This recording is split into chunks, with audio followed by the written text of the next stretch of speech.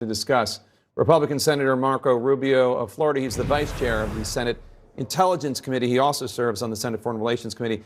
Senator Rubio, you're part of the Gang of Eight. That's members of Congress who get access to the most classified, most sensitive classified information. You've been very publicly tweeting about Russian military movements, what's going on in Ukraine, Putin's mental state. You say you're not sharing classified information. I'm sure that's true. Can you explain, though, why you have decided to give the American people these insights, this play-by-play? Well, first, thanks for having me on, Jake. As you're well aware, you know, the administration has been very forward-leaning in what it's been putting out there. In fact, if you go back and read the things they've been disclosing for 2-3 weeks, it pretty much laid out exactly what Putin was going to do, and a lot of people were skeptical that was going to happen, including here domestically. And so now, as that begins to happen, you try to synthesize that for American audiences. Look, I'm asking the people of Florida, I'm asking the people that follow me to care. People forget, but 7 or 9 days ago, there were still voices in America saying either this wasn't going to happen or this was none of our business. And so I think it's important to lean forward. If we're going to ask the American people to be supportive of the policy measures we're going to be taking and our focus on these sorts of issues, and you've got to outline to them not just what's happening, but why it's happening, what Putin's ultimate goal is, et cetera. And to me, it's very important. I think the other thing this reveals, by the way, is we've entered an era where, for lack of a better term, open intelligence is out there every single day. I mean, even on your own station, whether it's the videos from the ground that are being shared by people or the overhead imagery from companies like Maxar and others are revealing a tremendous amount. It's hard to hide things anymore in the world. You can't mass 190,000 troops on the Ukrainian border and it not be noticed by somebody. So all of these things are a combination of a new era. Information is now a combat space, and the fact that I think it's really important to take what's already out there in the public record and synthesize it with what's happening in real time so people understand what's occurring here and what's going to come next. Sources tell CNN that the U.S. Intelligence Committee has made a priority of trying to understand Vladimir Putin's mental state. You've noted before, you and I have talked about how he's having emotional outbursts in contrast to his past behavior. What are you hoping U.S. intel will find, and how could it help the West?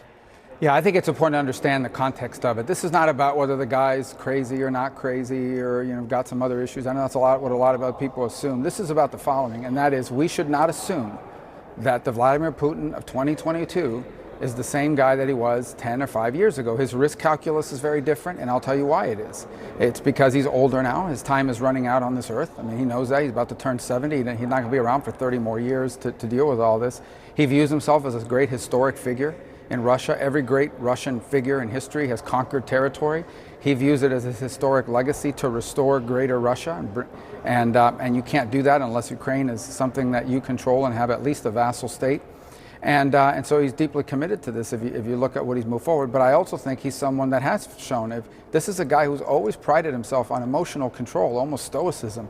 For him to flash the sort of anger that you've seen is an indication that we're dealing with a different guy. And I'll tell you why that's important. It's not a curiosity. It's not to mock him or to troll him.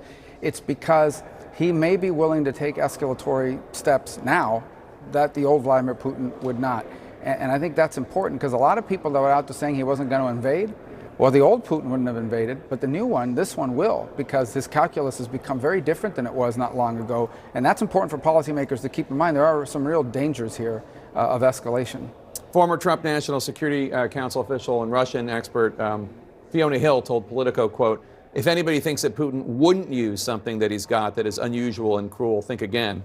Every time you think, no, he wouldn't, would he? Well, yes, he would. And he wants us to know that, of course."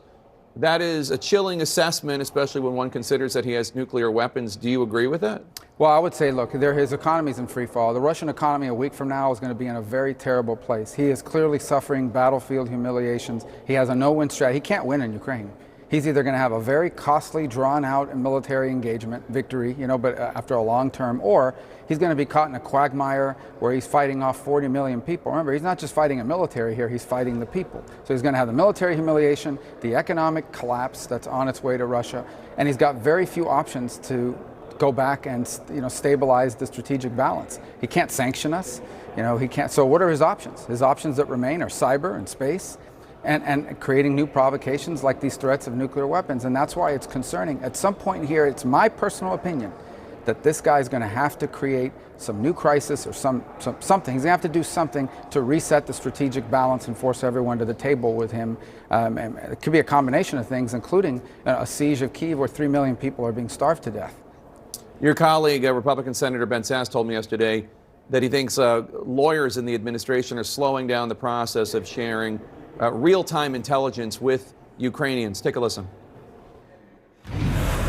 We know that the Ukrainians want more lethal, actionable, real-time intelligence. And right now they're not getting that. The process is overly lawyered right now by the administration. It isn't good enough to tell somebody where a tank was 10 hours ago when the tank's now at the doorstep trying to do the kind of bombing we've seen in Kharkiv. And my understanding is that the NSC itself has not issued any guidance on intelligence sharing with Ukraine, and that they signed off on what the Pentagon proposed. If there is an issue causing a delay, where is it? Is it in the Pentagon? Is it in the CIA? Where do you think it is? Well, it depends, but ultimately it'll be in the hands of legal officers and then ultimately that of the president. I mean, the president has the power to declassify and share intelligence with whoever he or she chooses to do so. Let me say with intelligence, I think that we should lean forward in providing actionable intelligence.